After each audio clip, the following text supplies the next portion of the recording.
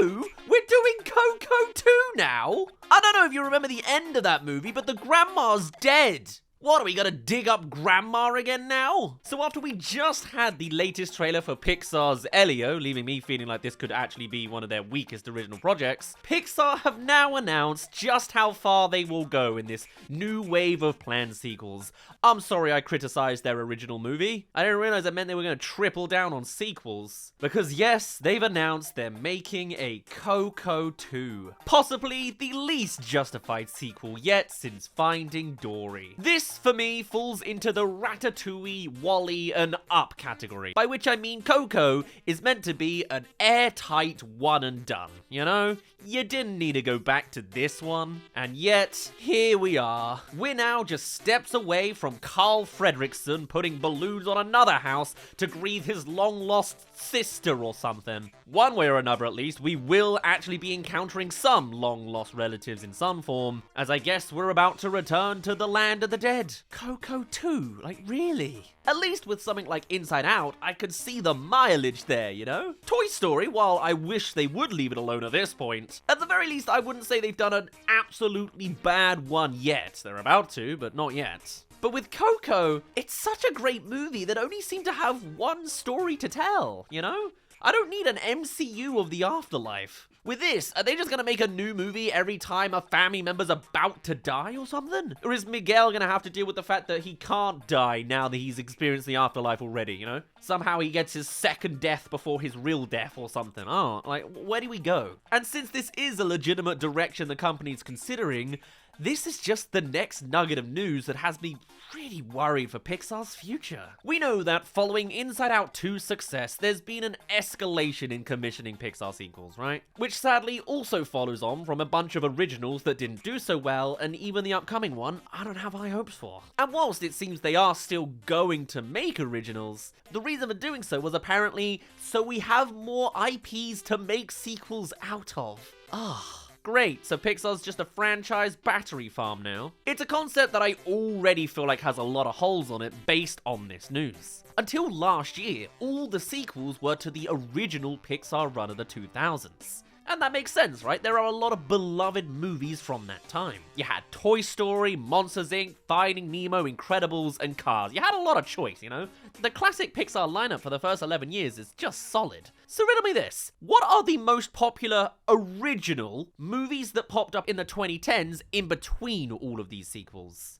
The answer is Inside Out and Coco. And what movies are now getting sequels from that decade? It's the same two. What do you know?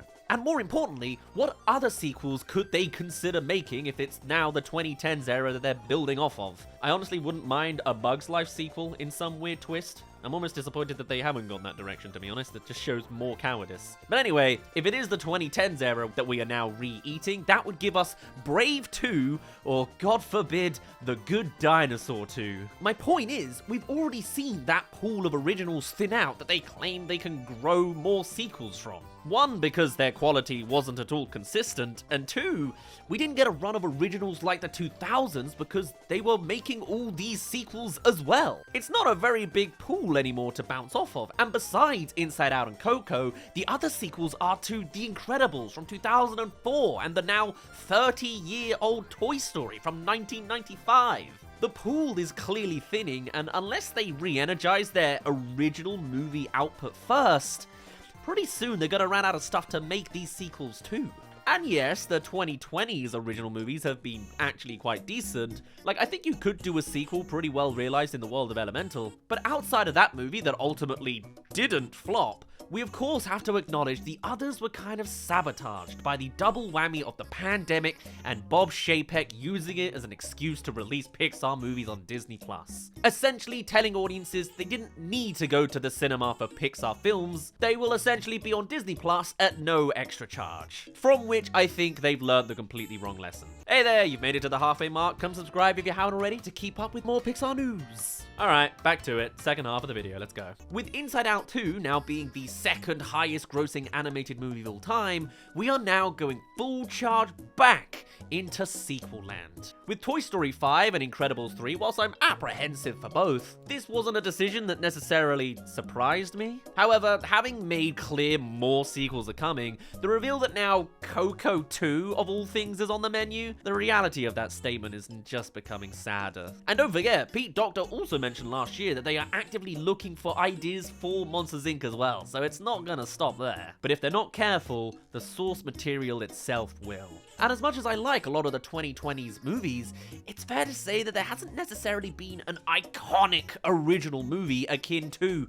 Toy Story or Monsters Inc. or indeed Inside Out. We haven't had that big, iconic original movie concept for a while, and Coco may very well be the last time they showed any flair like that. Alas, it's gone into the sequel conveyor belt, unceremoniously. And with the trailer for Elio being what it is, I can't see that solid Pixar original movie on the horizon either. They certainly have some interesting ideas on the way, hoppers maybe, but will they be able to actually fulfill that Pixar legacy with so much energy now going into sequels instead? We already heard last year that the production on Inside Out 2 was rife with overworking and burnout. I don't know, man, it kind of just feels fitting that the Elio trailer and this news has popped up around the release of Disney's Snow White, you know? The latest symbol of hollow Disney remakes. It's just symbolic of what the whole corporation's about now. Once in a blue moon, they'll get themselves in trouble for leaning too much on their legacy and therefore not creating anything new, leading to an absolute gold mine of new original movies. So I guess if they're following that pattern, maybe we'll get something like that in the 2030s, but who's to say?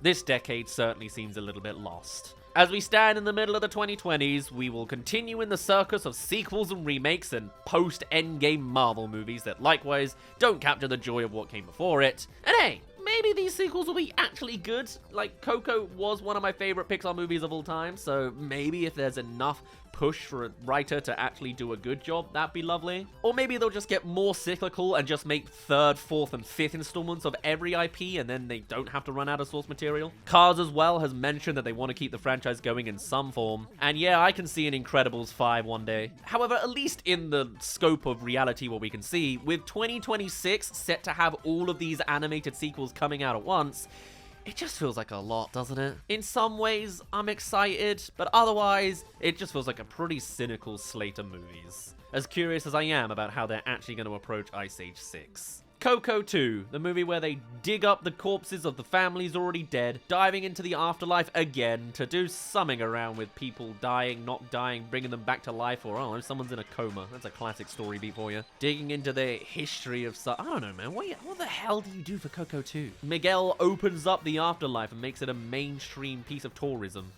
One way or another, however they do it, Pixar's Coco 2 is coming, and let's just hope it's good enough to stand beside the original and not take anything away from it. We can hope, anyway. This is honestly a baffling piece of parody news. I thought it was fake when I first saw it, I'm not gonna lie.